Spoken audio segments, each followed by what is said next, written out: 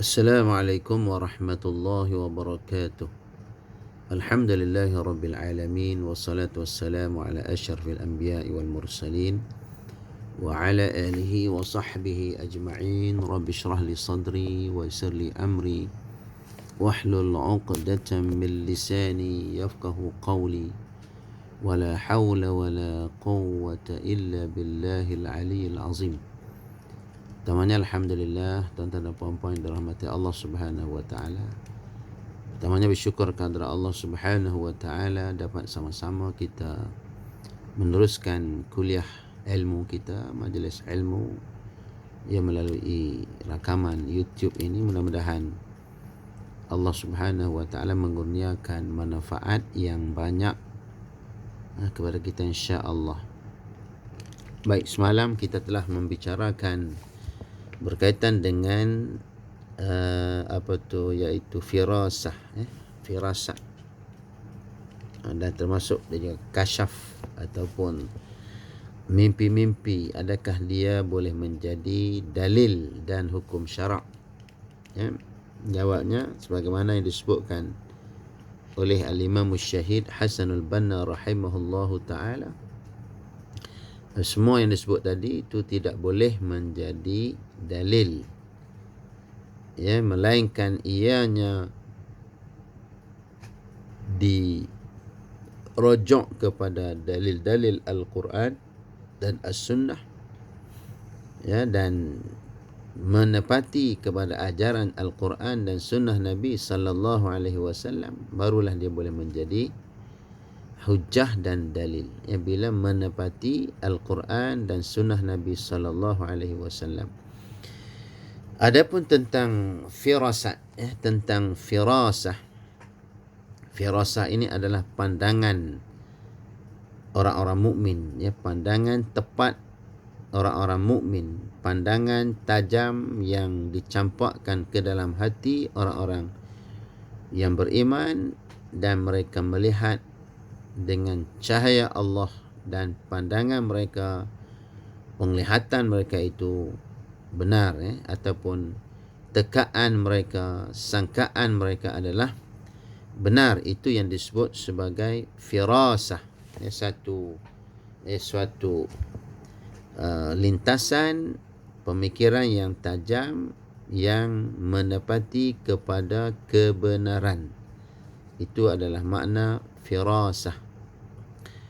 Maka disebutkan sebagaimana saya baca dalam ayat Al-Quran semalam, Allah sebut, ya ayyuhalladzina amanu taqullaha wa aminu bi rasulihi yu'tikum kiflaini min rahmatih wa yaj'al lakum nuran tamshuna bih. Wahai orang beriman, bertakwalah kamu kepada Allah dan berimanlah dengan Rasulnya, nescaya Allah memberikan kamu dua bahagian, yakni rahmat dua bahagian. Kata setengah ulama, dua bahagian ini ialah di dunia dan di akhirat. Rahmat Allah kita dapat dua bahagian, iaitu bahagian di dunia dan di akhirat. Itu tafsiran setengah-setengah ahli mufassirin. Kiflain, yu'tikum kiflaini, diberikan dua bahagian kepada kamu. Wa yaj'al lakum nuran tamshuna bihi, dan Allah menjadikan bagi kamu cahaya, dengan cahaya itu kamu dapat berjalan. Tamshuna bihi, dengan cahaya itu kamu dapat berjalan. Baik, berjalan di sini ialah berjalan di dalam dalam perjalanan menuju kepada keredaan Allah Subhanahu wa taala. Baik.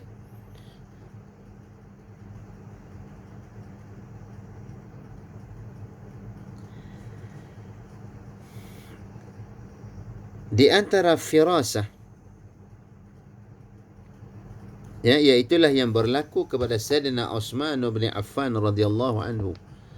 Ini adalah contoh-contoh firasat. Contoh-contoh firasat yang berlaku kepada sahabat-sahabat Rasulullah sallallahu alaihi wasallam. Dia itulah disebutkan oleh Fadilatul Syekh Hasan Al-Banna rahimahullah taala almarhum, disebutkan ما ثبت عن عثمان رضي الله عنه أن رجلا دخل عليه فقال له عثمان, sabit ia telah diriwayatkan daripada Uthman bin Affan bahawa seorang lelaki masuk kepadanya, faqala lahu Uthman, lalu dikatakan oleh Sayyidina Uthman kepada dia, yadkhulu alayya ahadukum waz-zina fi ainai. Kata Sayyidina Uthman, telah masuk kepada aku salah seorang daripada kamu dan dalam keadaan waz-zina fi ainai, dalam keadaan dua matanya telah melakukan zina. Itu dikatakan firasah. Jadi Sayyidina Uthman dah boleh meneka atau menjangkakan bahawa salah seorang yang masuk kepada beliau itu telah melakukan zina, waz-zina fi ainaihi, zina di kedua, ada tanda di kedua matanya. Faqala uhiya ba'da Rasulillah. Orang tersebut pun tanya, wahai Uthman, adakah itu wahyu sepeninggalan Rasulullah sallallahu alaihi wasallam? Maka Uthman mengatakan, faqala la, tidak, itu bukan wahyu, walakin firasatun sadiqah, tetapi dia adalah firasat yang benar. Firasatun sadiqah, firasat yang benar, suatu jangkaan ataupun tekaan tetapi ianya benar, itu dikatakan firasah, firasat dalam bahasa kita, firasatun sadiqah. Maknanya orang mukmin ni tuan-tuan, ada di antara mereka yang Allah kurniakan firasat kepada mereka.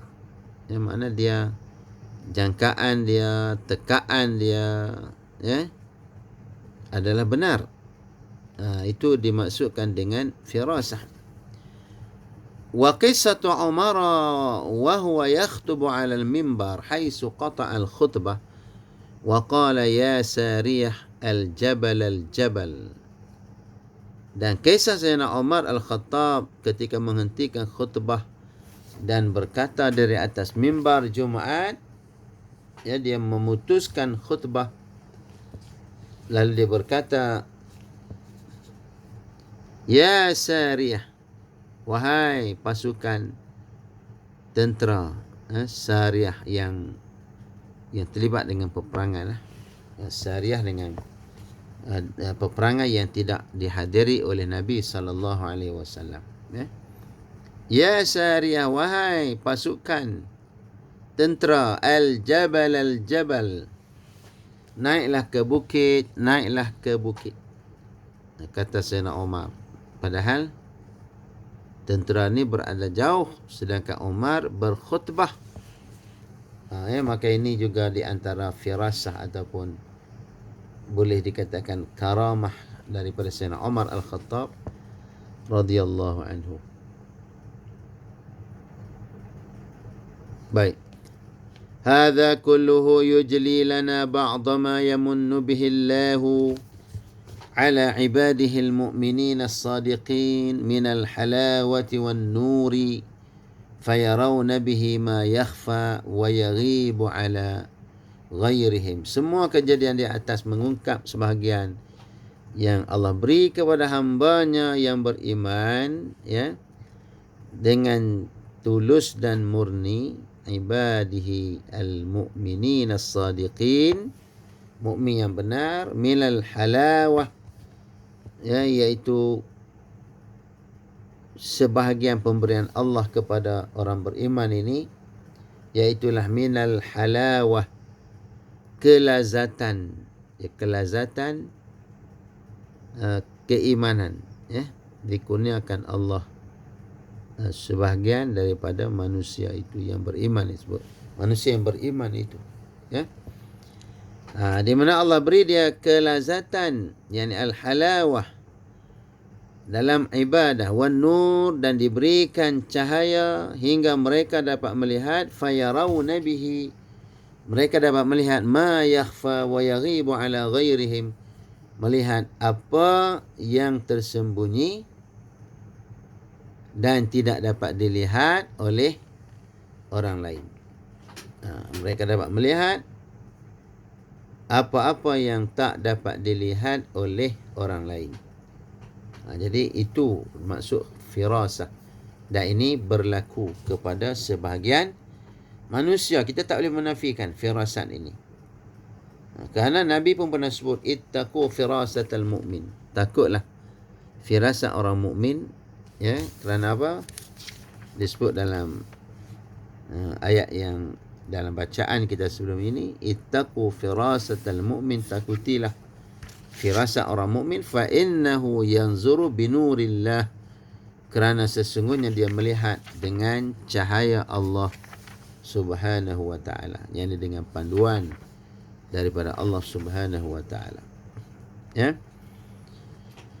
Itu yang berlaku, dikurniakan kepada orang-orang mukmin. Baik. Hadza min haisul mabda', itu adalah dari sudut prinsip. Ini adalah min haisul mabda', secara prinsip. Maknanya boleh diterima firasat, mimpi, kasyaf dan sebagainya. Itu adalah prinsip. Ammal waqa'i'u fayatawaqqafu tasdiquha ala subutiha bil asanidis sahihah.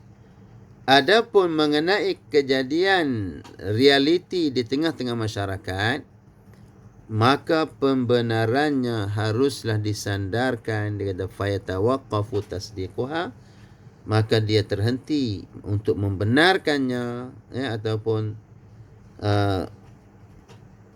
dia punya pembenaran itu, kepercayaan itu, dia terhenti di atas ala subutiha bil asanidis sahihah, untuk mensabitkannya itu berasaskan sanad-sanad yang sahih, yakni periwayatan yang dapat dijamin kebenarannya.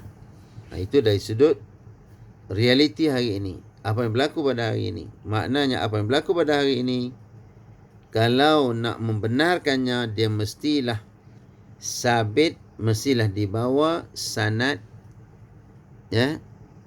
perawi-perawi yang bersifat benar, bil asanidis sahihah. Kalau dia seorang saja mendakwa, saya dapat firasat sekian-sekian, saya dapat mimpi sekian-sekian, maka ini tidak boleh diambil iktibar, tak boleh diambil kira.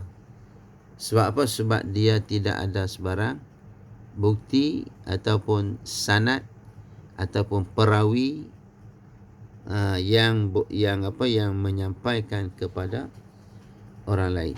Dia tak ada sanadnya. Bila tak ada sanad, kita tak boleh percaya, kecuali kalau ada sanad. Umpamanya, kalau seorang tu mimpi, dia kena bawa sanad dia lah. Kalau dia mimpi sekian-sekian, sanadnya maksudnya perawinya siapa, buktinya apa, mesti dibawa untuk mensabitkan sesuatu prinsip yang kita bicarakan ini. Dari segi firasatnya, mimpinya, kasyafnya, dia mesti ada mempunyai sanad-sanad yang benar. Tak boleh kita hanya cerita saja. Mana sanadnya? Sanadnya tak ada. Bila tidak ada, maka seseorang yang meriwayatkan cerita yang tak ada sanad, maka dia boleh berbohong sesuka hati. Jadi, maka kerana itu Islam bersifat teliti dalam masalah ini, supaya benda ini tidak masuk dalam Islam, tanpa ditapis terlebih dahulu. Maka inilah pandangan daripada para ulama yang berkaitan dengan mimpi, kasyaf, ilham, firasat dan sebagainya. Semoga bermanfaat. Wabillahi taufiq wal hidayah. Assalamualaikum warahmatullahi wabarakatuh.